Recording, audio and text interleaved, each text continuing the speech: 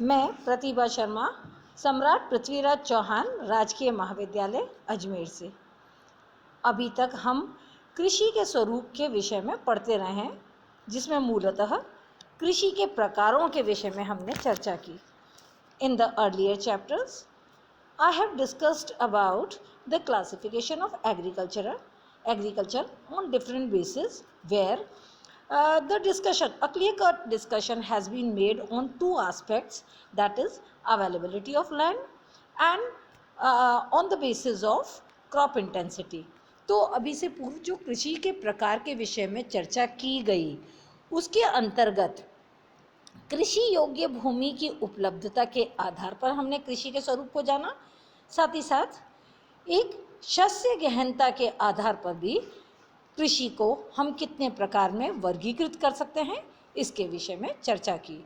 आज हमारा चर्चा का तीसरा बिंदु जल की उपलब्धता के आधार पर कृषि के स्वरूप को जानना है। So today I will discuss about the form of agriculture on the basis of availability of moisture, might be in the form of rain or that by means of irrigation, चाहे वो सिंचाई के तहत हो या वर्षा मात्रा या वायु में आर्द्रता के आधार पर हो, तो उसके विषय में आज हम जानेंगे। ये पूर्व में जो वर्गीकरण इस स्लाइड में दिखाया गया है, ये पूर्व में भी चर्चा की जा चुकी है, किंतु हम ये जाने कि आज हमारी चर्चा का बिंदु क्या है, इस को दृष्टिगत रखते हुए इस स्लाइड पर हम दृष्टिपात कर लें।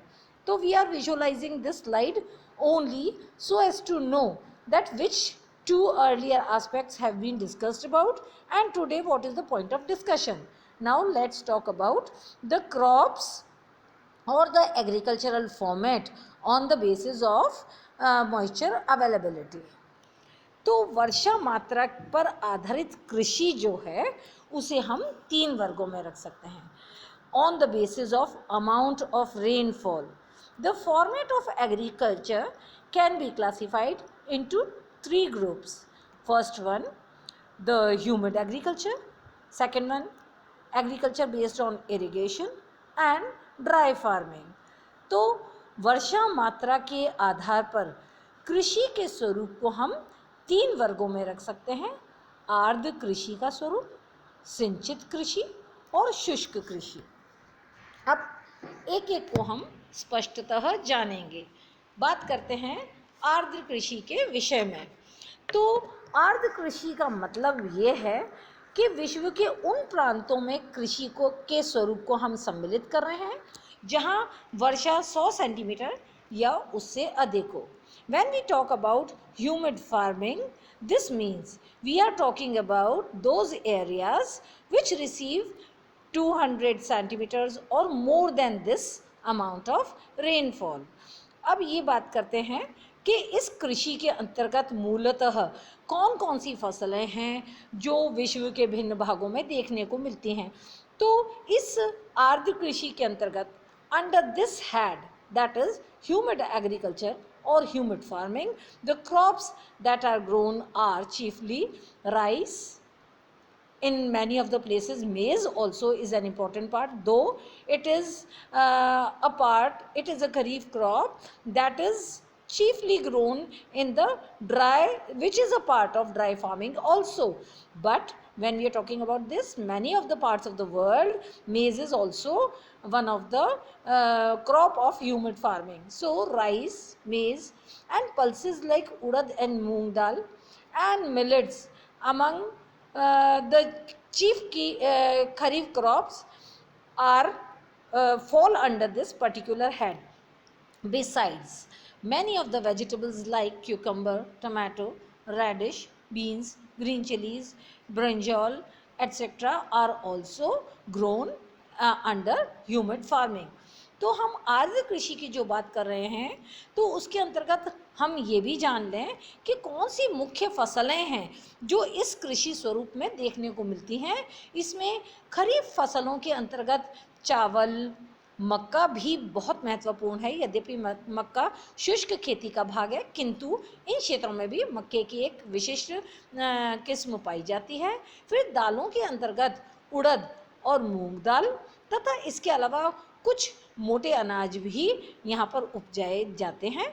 इसके अतिरिक्त इन क्षेत्रों में जायद फसल भी उगाई जाती है, जिसमें विशेषकर खीरा, टमाटर, मूली, फलियां, हरी मिर्च, बैगन इत्यादि जैसी सब्जियों को उगाया जाता है।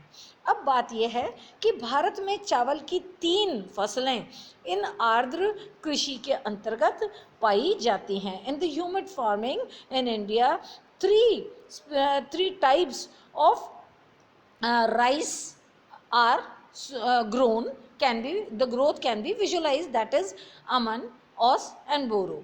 तो अमन, औस और बोरो किस्म के चावल की 3 प्रकार की फसलें उपजाई जाती हैं इन प्रांतों में, आर्द्र वाले क्षेत्रों में।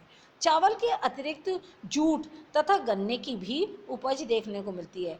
Apart from rice, the growth of jute and sugarcane can be also visualized in this type of farming. Bharat के अतिरिक्त यूरोप, अमेरिका तथा एशिया में सिंचित कृषि का स्वरूप देखने को मिलता है। So this form of humid farming can be visualized in Europe, America and Asia too, apart from our country India. अब बात करते हैं दूसरी सिंचित कृषि के विषय में। Now let's talk about irrigation farming. तो सिंचित कृषि की जो हम बात कर रहे हैं, क्योंकि हमने वर्षा मात्रा के आधार पर कृषि के स्वरूप को वर्गीकृत किया है, अतः इसके अंतर्गत 50 से 100 सेंटीमीटर वर्षा प्राप्त करने वाले क्षेत्रों को सम्मिलित किया गया है। This irrigated farming on the basis of amount of rainfall includes those areas that receive rainfall within 50 to 100 centimeters on an average. अब बात करते हैं इसमें कौन कौन सी फसलें, सिंचित कृषि की प्रमुख फसलें कौन सी हैं। Basically kharif crops like rice, cotton, sugar cane, tea and in pulses it is gram, then barley, peas, cloves and oil seeds are chiefly grown. तो इस कृषि सिंचित कृषि स्वरूप के अंतर्गत उपजाई जाने वाली फसलों में चावल, कपास, गन्ना, चाय, दालों में चना, दलहन में, इसके अलावा जौ, मटर, लौंग तथा तिलहन की उपज देखने को मिलती है। अब बात करते हैं कि ये क्षेत्र कौन से हैं विश्व के। So which are the areas that exhibit this particular type of farming? They are monsoon and subtropical Mediterranean regions. तो इसमें क्षेत्र हैं मानसून तथा उपोष्ण भूमध्य सागरीय क्षेत्र। अब अनिश्चित तथा सीमित वर्षा से शुष्क ऋतु में सिंचाई की आवश्यकता पड़ती है। These areas are subject to limited rainfall and that too is not decided. So therefore for the growth of the various crops irrigation becomes a must. Monsoon Asia में ग्रीष्म काल पश्चात वर्षा काल तथा रूम सागरीय क्षेत्र में शीतकाल के पश्चात वर्षा काल आता है, अतः यहाँ उपजने वाली फसलों को सिंचाई की आवश्यकता पड़ जाती है, जिसमें विशेषतः रबी की फसलों को तो आवश्यकता होती ही है, खरीफ के अतिरिक्त भी। So in monsoon Asia the rain is followed by the summer season, whereas in Mediterranean region the rainfall is followed by the winter season. Therefore specifically for the rabi crops irrigation becomes a must, as well as the kharif crops grown in the region require irrigation.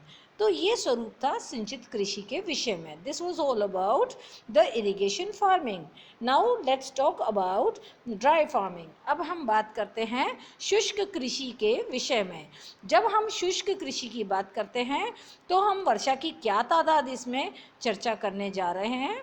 तो विश्व के औसतन 50 centimetre से कम वर्षा वाले क्षेत्र जहाँ सदैव जलाभाव बना रहता है वहाँ कृषि का यह स्वरूप देखने को मिलता है. So those parts of the world which on an average where the rainfall is less than 50 centimetres, there such type of agriculture format can be visualised. इसमें शुष्क कृषि की बात करें तो यहाँ पर कौन कौन सी फसलों की उपज सामान्यतः देखने को मिलती है. तो इन क्षेत्रों में जो शुष्क कृषि के क्षेत्र हैं यहाँ अधिकांशतः मोटे अनाज जैसे ज्वार, बाजरा, रागी की उपज देखने को मिलती है. इसके अतिरिक्त तिलहन में विशिष्ट प्रकार की जो मस्टर्ड है, जो सरसों है, उसका स्वरूप भी देखने को मिलता है. इसके साथ साथ दलहन में चने की उपज को देखा जा सकता है. सो in the dry farming regions of the world, the crops that grow are chiefly the millets, the coarse grains, which includes jowar, bajra, ragi, and in the oil seeds, the various forms of mustard, that is rapeseed and mustard, can be visualized because these plants, these crops can withstand drought conditions. तो इसके अतिरिक्त दलहन में चने की उपज होती है. And apart from these crops among the pulses, gram forms the chief part. अब ये कि भारत के राजस्थान, पश्चिमी तथा मध्य एशियाई भाग, उत्तरी अफ्रीका, पश्चिमी ऑस्ट्रेलिया, दक्षिणी लैटिन अमेरिका, पश्चिमी संयुक्त राज्य अमेरिका आदि विश्व के ऐसे प्रांत हैं जहाँ शुष्क कृषि का स्वरूप देखने को मिलता है.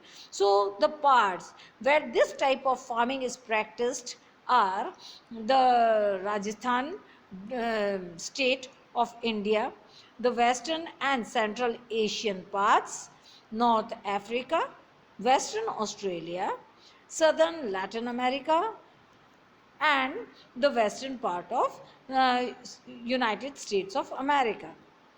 इन शुष्क प्रदेशों में नमी संरक्षण के उपाय किए जाते हैं.